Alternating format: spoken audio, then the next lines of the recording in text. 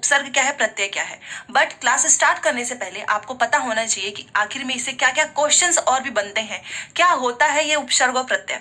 तो चलिए स्टार्ट करते हैं। प्लीज चैनल को सब्सक्राइब करके वीडियो को जरूर लाइक करें, क्योंकि हिंदी की और भी बहुत सारी क्लासेस मैंने ली हैं, अलंकार, समास, वो सब आप जरूर देखो। मेरे चैनल पे हिंदी की प्लेलिस्ट है, ठीक है। टेलीग्राम इंस्टाग्राम का भी लिंक कमेंट बॉक्स में मिल जाएगा आपको, आप चाहें तो फॉलो कर सकते हैं। चलिए देखते हैं। देखिए उपसर्ग प्रत्यय बस आपको पहचानना नहीं है, कुछ चीजें आपको रटनी भी पड़ेगी जो कि पूछता है। सबसे पहले उपसर्ग के भेद होते हैं 4। अगर आपसे पूछे, और ये सारे पूछे हुए हैं, जो भी मैं यहाँ पर लिखती हूँ वो किस एग्जाम में पूछा हुआ है तभी।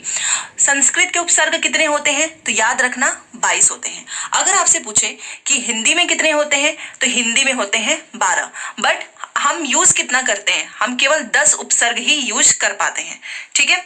और उर्दू और फारसी में कितने होते हैं, 19 उपसर्ग होते हैं। ये सारी चीजें याद रखिएगा। और अंग्रेजी का पूछेगा कि इंग्लिश में कितने होते हैं, तो ये अज्ञात है।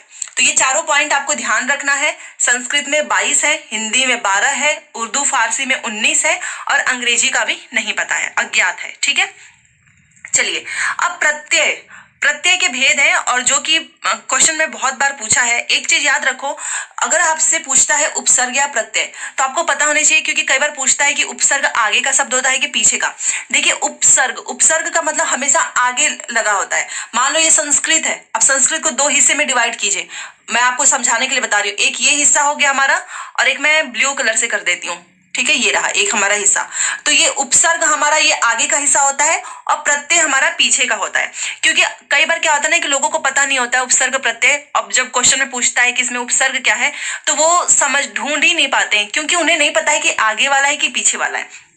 जब भी आपसे उपसर्ग पूछेगा पहचानने के लिए, तो आप आगे वाले पार्ट को देखिएगा, और जब भी आपसे प्रत्यय पूछेगा तो आप पीछे वाले पार्ट को। इतना तो आपको पता होना चाहिए कि आगे जो लगा होता है शब्द वो उपसर्ग होता है, पीछे वाला शब्द हमारा प्रत्यय होता है, ठीक है। क्योंकि यहीं से हम पहचानेंगे। अब देखो ये क्वेश्चन कई बार पूछता है कि आखिर में प्रत्यय के कितने भेद होते हैं। देखिए प्रत्यय के 2 होते हैं, और ये दोनों इतना पूछता है एग्जाम में, फिर भी लोग गलत कर देते हैं। मैं आपको इसमें ट्रिक बताऊंगी, याद रखिएगा। एक होता है हमारा कृत प्रत्यय, दूसरा होता है हमारा तद्धित। देखिए कृत में क है, क का मतलब क्या होता है, क्रिया। क से क्रिया तो आप याद ही रख सकते हो ना। तो क्रिया के अंत में जो भी लगता है ना, वो हमारा कृत प्रत्यय होता है। कभी भूलोगे नहीं। क्वेश्चन अगर कभी आए ना, तो आपके दिमाग में तुरंत इमेज आएगा कि अच्छा क में भी कृत था, क्रिया में भी क है। इट मीन्स कि कृत प्रत्यय क्या होता है, क्रिया के अंत में लगने वाले को हम क्या बोलते हैं, कृत प्रत्यय बोलते हैं। तो जब आपको क्रिया पता ही चल गया, तो क्रिया के बाद क्या बचा, संज्ञा, सर्वनाम, विशेषण, तो वो हमारा तद्धित में आ जाएगा। देखा आपने एक को ध्यान रखा इमेज से, बाकी जो बचा खुचा था वो सब आ गया दूसरे में। ओके, देखिए तो ये हो गया क्रिया। तद्धित प्रत्यय संज्ञा, सर्वनाम, विशेषण के अंत में लगने वाले प्रत्यय। क्योंकि क्रिया हमारा यहाँ पर आ गया, तो क्रिया के बाद संज्ञा बचा था, सर्वनाम, विशेषण, तो वो हमारा तद्धित प्रत्यय में। इसको याद रखिएगा, क्योंकि पूछता है कि तद्धित प्रत्यय किसे कहते हैं, कृत प्रत्यय किसे कहते हैं। और ये प्रत्यय के 2 भेद हैं। अब चलिए मेन चीज है जो कि यहाँ से आपको पहचानने के लिए आता है, और यही बस आपको याद रखना है। देखिए ये मैंने जानबूझ के यहाँ पर लिख दिया, अदरवाइज ये 2 लाइन में ही आ जाता, बट कम स्पेस में मैंने ज्यादा सोचा कि लिख के अच्छे से समझा सकूं। एक साथ सब दिखेंगे तो ज्यादा अच्छे से समझ में आएगा। देखिए इसको आपको याद रखना है, और इसको आप 1 या 2 बार पढ़ोगे ना, आपको याद हो जाएगा। कैसे याद करना है वो देखिए। आपको ऐसे याद करना है, आप इसको अपने हिसाब से भी जैसे क्रम बदल सकते हैं। मान लीजिए आपको किसी और तरीके से याद हो रहा है, जैसे कि आप पहले अपि अधि को ऊपर लिख के भी याद कर सकते हैं, या फिर इस क्रम में भी। ये जस्ट आप सभी के लिए मैंने लिखा है ऐसे। देखिए आ, अव, उप, अप, अभि, अति, अपि, अनु, अधि। आप चाहें तो ये अधि यहाँ पर लिख के भी याद कर सकते हैं। उत, सत, सु, सम, नी, निर, निस, वी, दुस, दुर, प्रति, परि, प्र, परा। बस इतना ही याद करना है, बहुत आसान है। आप पहली बार बोलोगे ना तो आपको नहीं लगेगा। एक बार आप मेरे साथ जरूर बोलिएगा, प्लीज वीडियो देख रहे हैं तो ऐसे बोलिएगा, आ, अव, उप, अप, अभि, अति, अपि, अनु, अधि, उत, सत, सु, सम, नी, निर, निस, वी, दुस, दुर, प्रति, परि, प्र, परा। ये सारे उपसर्ग हैं। आपको पता है, आपको बस इतना ही याद करना है। यही उपसर्ग जो है, शब्द, कोई भी शब्द लिखा है उसके आगे आपको यही सारे उपसर्ग मिलेंगे, तो आप तुरंत पहचान जाओगे कि अच्छा इसमें आ उपसर्ग है, इसमें उपसर्ग है, इसमें उप है, ठीक है।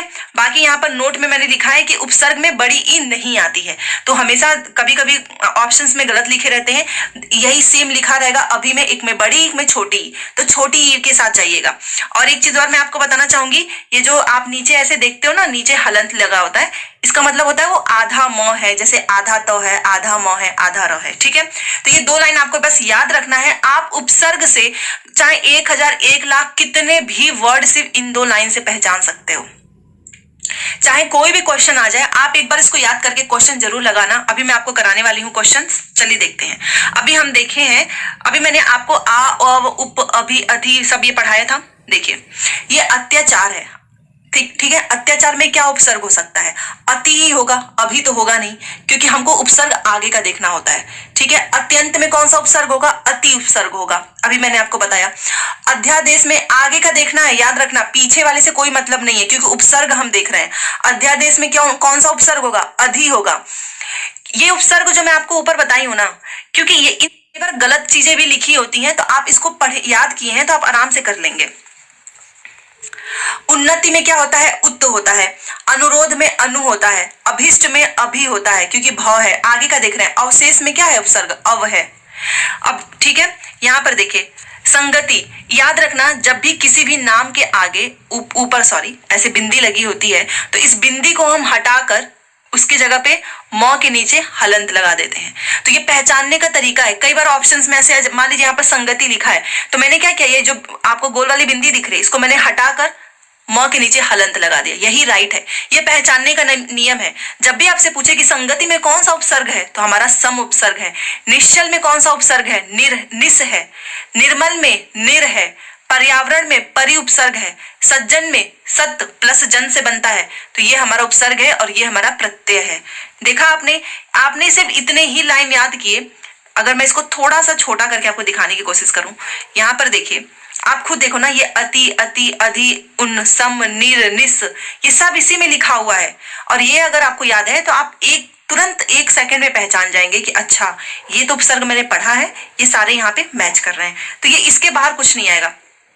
थोड़े से एग्जाम्पल रखे हैं, आपकी कोई भी किताब उठाओ, उसमें से चाहे 1000 2000 सारे वर्ड्स बन जाएंगे। अब प्रत्यय करते हैं। प्रत्यय जैसा कि आपको पता है पीछे वाला हिस्सा होता है, पीछे वाला, मान लीजिए वैवाहिक लिखा है, तो ये वाला जो होता है ना, वो प्रत्यय होता है। प्रत्यय में बहुत इंपॉर्टेंट एक चीज बस बताऊंगी, साउंड पे जरूर जाना। एक बार आप उसको बोल कर देखो, जैसी आवाज निकले वैसा भी होता है इसमें, साउंड पे। प्रत्यय देखते हैं। प्रत्यय में ये तीनों चीजें आपको ध्यान रखनी है। ये देखिए, इक, य, अ, ये आपको लास्ट में मिलता है। जैसे कि मान लीजिए अ है, ठीक है, अ या आ, ये मिलकर के अब आ हो जाता है। ई में अगर आपने छोटी ई मिलाई, या फिर ए में बड़े ए मिलाए, तो ए हो जाता है। ये बस समझने के लिए ऐसे मैंने लिखा है, वैसे इसका कोई मतलब नहीं है, आपको इसको ध्यान नहीं रखना है। ये कुछ लोग होते हैं जो बार बार पूछते हैं वहां, इसलिए मैंने यहाँ पर लिखा है, ठीक है। बाकी आप देखो, ये विवाह है, आप विवाह है, ओके। अब मैं इसको चेंज कर दूं, जैसे कि वैवाहिक। अब वैवाहिक में आपको क्या, वैवाहिक, इक का साउंड आ रहा है या नहीं आ रहा है बताओ, तो ये हमारा इक प्रत्यय है। तो अगर आप पहचान नहीं पा रहे हो, तो एक बार आप बोल के देखो, आपको समझ में आ जाएगा इसमें कौन सा प्रत्यय है। ये तीनों की साउंड आपको लास्ट में देखने को मिलेगी कि इक का प्रत्यय लगा है, कि य का, कि अ का। वैसे एग्जाम में यही पूछता है, मान लीजिए वर्ड आ जाएगा, पूछेगा आपसे कि इसमें कौन सा प्रत्यय है, तो इक प्रत्यय है, ठीक है। चलो देखते हैं नीचे। अब इक प्रत्यय क्वेश्चन लिखा रहता है, ये सारी चीजें मैं आपको समझाने के लिए लिखी थी कि अंश से हमारा आंशिक बनता है, कर्म से हमारा कार्मिक बनेगा, चमत्कार से हमारा चमत्कारिक बनेगा, विज्ञान से हमारा वैज्ञानिक बनेगा, ओके। बट क्वेश्चन कैसे पूछेगा आंशिक में कौन सा प्रत्यय है। आप एक बार बोलो आंशिक, इक का साउंड आया है, मैंने इसीलिए बोला साउंड पे ज्यादा ध्यान दो, रटने की जरूरत ही खत्म हो जाएगी। कार्मिक इक आ रहा है, चमत्कारिक इक आ रहा है, वैज्ञानिक इक आ रहा है, देखा आपने। तो ये क्वेश्चन ऐसे ही पूछेगा, इसमें कौन सा प्रत्यय है, तो आप उसको बोल कर देखो, लास्ट वाला क्या साउंड निकल रहा है, वही आपका प्रत्यय हो जाएगा। बहुत आसान है। चलो, अब हमने देखा था ना इक, अब य वाला देखते हैं। अब ये देखिए, आपको इसमें ना लास्ट में य का साउंड मिलेगा। जैसे कि स्वस्थ से बना स्वास्थ्य, सहित से बना साहित्य, पंडित से बना पांडित्य, धीर से बना धैर्य, पश्चात से बना पाश्चात्य। बट क्वेश्चन कैसे पूछेगा वो इंपॉर्टेंट है। देखिए क्वेश्चन कैसे पूछता है, लिखा रहेगा स्वास्थ्य में कौन सा प्रत्यय है, तो स्वास्थ्य, य का साउंड आ रहा है। या फिर बहुत से लोग क्या करते हैं ना, लास्ट की चीजें पहचान के भी लिख देते हैं, बट एक चीज इसमें और हो जाता है कि कुछ लोग ना दो दो शब्द लिख देते हैं, तो गलत हो जाता है उसमें, ठीक है। साहित्य, पांडित्य, धैर्य, पाश्चात्य, इनमें य का साउंड आ रहा है, तो ये हमारा य प्रत्यय है। और कौन सा एक प्रत्यय बाकी है, अ वाला, देखिए ये भी बहुत आसान है, इसको भी सेम आपको वैसे ही करना है। इसको थोड़ा सा मैं छोटा कर देती हूँ। हाँ देखिए आप यहाँ पर वासुदेव है, ओके, मैंने क्या किया, वासुदेव को यहाँ पे तोड़ा हुआ है, देखिए दो शब्दों, दो पार्ट में, वसुदेव प्लस अ, क्योंकि वसुदेव में अगर आप अ प्लस अ करते हो तो ये हमारा बन जाता है वासुदेव। अब वासु तो हमारा हो जाएगा उपसर्ग, और देव ये हमारा हो जाता है प्रत्यय, मतलब आप ऐसे ही तो तोड़ते हैं ना। तो इसमें कौन सा प्रत्यय आ रहा है आप बताओ लास्ट में, ये व कैसे बना है आप बताइए। व में अगर आप प्लस अ करोगे तभी तो आपका ये व बनेगा ना, वसुदेव, हम अप्रत्यय कर रहे हैं। तो चलिए साउंड पे चलते हैं, ओके। मधु से बन गया माधव, यदु से बन गया यादव, कुरु से बन गया कौरव, पंचाल से बन गया पांचाल। अब आप बताइए, क्या आपने माधव बोला, मेरे साथ बोलिए, माधव, अ का साउंड आया, यादव, लास्ट में आप साउंड पे जाओ, यादव, अ का साउंड आ रहा है, कौरव, अ का साउंड आ रहा है, पांचाल, अ का साउंड आ रहा है, क्योंकि जो लास्ट के जो भी शब्द है ना, इसमें अ का साउंड आएगा ही, तभी जाकर ये अ से बना है। तो उपसर्ग में आपको ये दोनों लाइन्स याद रखनी है, ये सारी चीजें हैं, ये आपको याद रखना है, ओके। और अगर आप प्रत्यय करना चाहते हो तो प्रत्यय को सबसे आसान तरीका, कोई भी वर्ड देना, कोई भी वर्ड हो आंशिक, इसको दो हिस्से में तोड़ दो, आपको समझ में आ जाएगा, ठीक है। आप जैसे वासुदेव है तो वासुदेव प्लस अ मिलके ही तो बनेगा ना, मान लीजिए ये अ है तभी तो वासुदेव बना है, वसुदेव। तो आप इसको तोड़ो, या फिर आप इसका लास्ट का जो है साउंड, चमत्कारिक, कार्मिक, आंशिक, एक बार बोल के देखिए, आपको अपने आप पता चल जाएगा इसमें कौन सा प्रत्यय है। माधव, स्वास्थ्य, ठीक है। तो बहुत आसान है उपसर्ग प्रत्यय, और एक बार इससे आप क्वेश्चंस की प्रैक्टिस जरूर करना, या तो मैं कल करा दूंगी आपको अपने ही चैनल से। तो चलिए ऐसे और क्लासेस मिलती रहेंगी, और इसमें बहुत सिंपल सी बस दो ही चीजें हैं,